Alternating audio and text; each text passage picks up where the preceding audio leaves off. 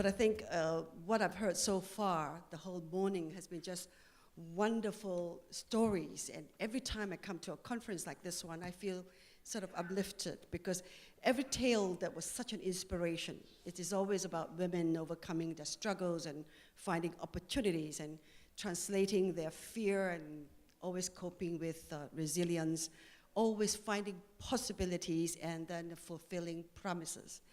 I think this capacity to crystallize our passion and make them to ideas and then develop programs, it's really my focus, and I feel it is our focus in what I think is building resilient communities. I'm a student of development and pluralism, so I've always agonized over the contradictions we have seen around us, the conflicting ideas on development and progress, on the contradiction between capital labor, between gender, between profits and justice. So it is a broken system, especially when I read the statistics.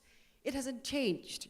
We still have 1/3 of the world's children under the age of 5 suffer from malnutrition, and that 95 of AIDS victims live in developing countries like we all belong to. So this is a broken world. What can we do? Do we give up?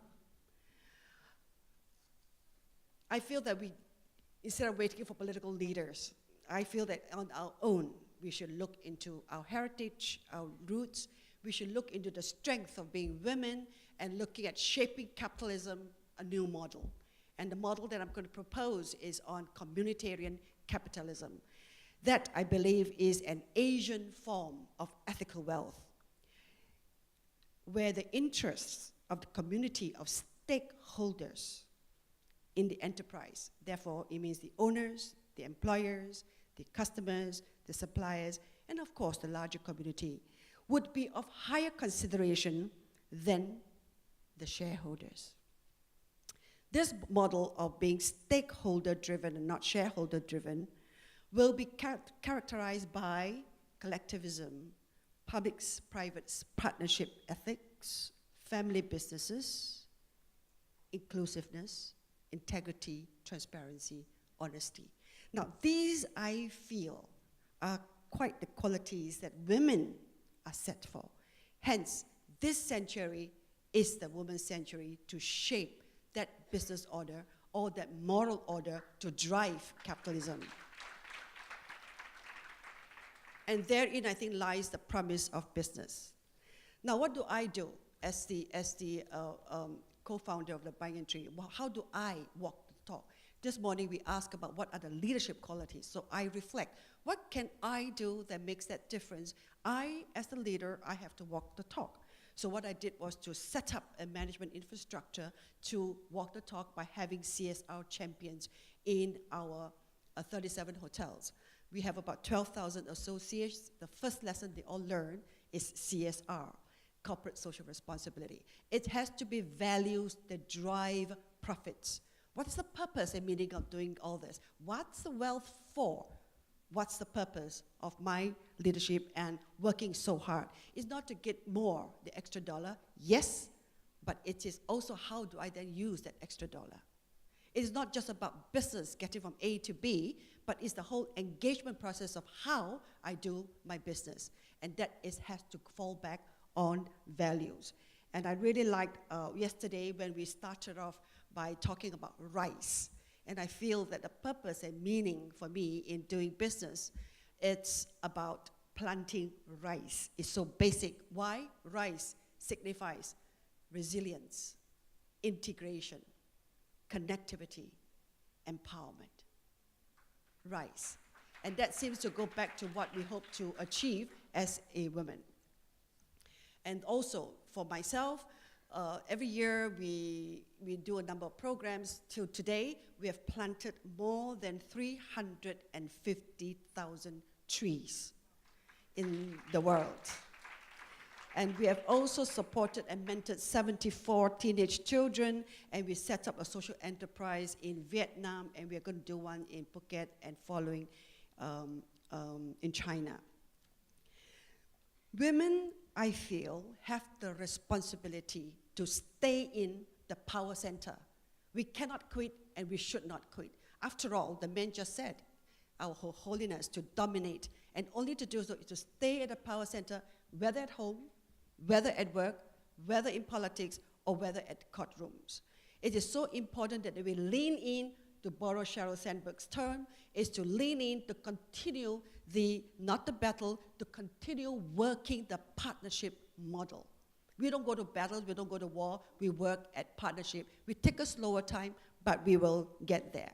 So we must not quit at our own time, at our own pace. Young women who are here, there are life stages that we all go through. At every stage, as long as we do not quit, we learn to marshal the resources, to leverage technology and the resources and all the good qualities around us to create the difference. And that finding the fit is really about an exercise of self-alignment and discovery. It is really asking who you are, what do you want most, and how do you align that to what you think society wants, society needs to shape that better world. So lean in and do not quit. Lastly, it's about our need in our own hearts as women, as individuals, and as leaders to constantly look at exercising choice and exercising personal control. Don't let what others say what you ought to do. Ask yourself, what is it that you yourself want? How do you want to act?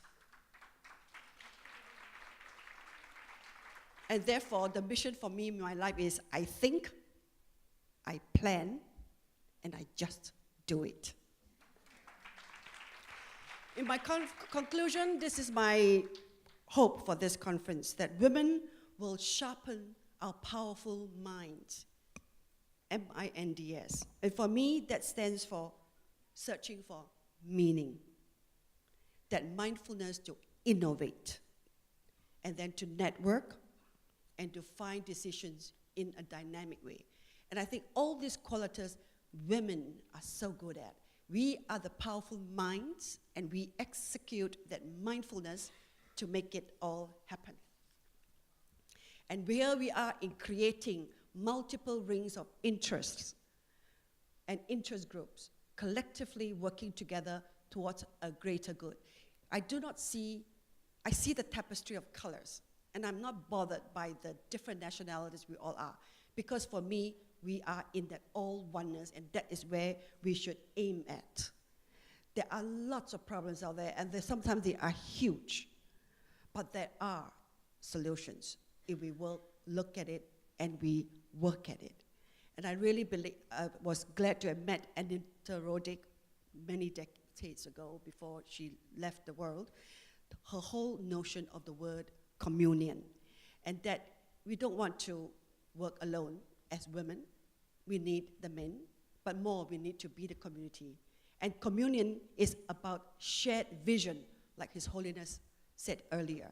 We need to develop that shared vision where we work together in communion, as Anita Roddick had said, in order to achieve what we see as the goals of community.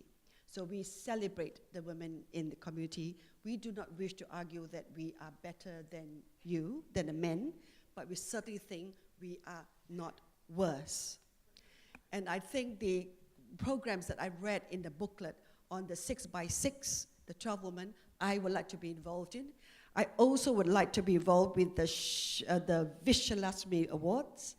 I would like to be involved in the other programs like the Gift for Smile and all the others. I think all these are good programs that together as a collective we can scale up and create the impact. The same that I'm doing in Shireen Foster program in Singapore. I'm trying to build the Shireen Foster circles, see how we could align that circle with the programs in India, in Jordan, or anywhere else where the women leaders like us can create the impact. And last, on the practical tips, this is my response. I didn't have a chance to honorary Shirish Soni. He asked for the practical tips for husbands. So here's the response. I'm married for 37 years. I've got 3 children, 2 of them are married, so I think I have the credibility to say something. So my formula is very easy for men and women. This is a formula for you, but it is more for men because it really works. The formula is 2, 3, and 5. Simple. Anything your wife say or your husband say, yes, dear. Just now, I told him, could you put on your scarf so that you will go upstage and be part of it, and you will see the woman in you? And he said, yes. And he put it on. The three words is, I am sorry. I am sorry. Because when you are able to say, I am sorry to a friend, to your parents, to your children, and to the young, and to anyone, you are actually exercising humility. You're also taking the position that the other person's view is important. You may have offended it. You may not have found a fit. You're sorry, not about yourself or about him. You're sorry that this did not work. Let's try again. And the last word, 5, what would that be? Guess. I love you so much. So 2, 3, 5, it works in community for women and for men. Thank you very much.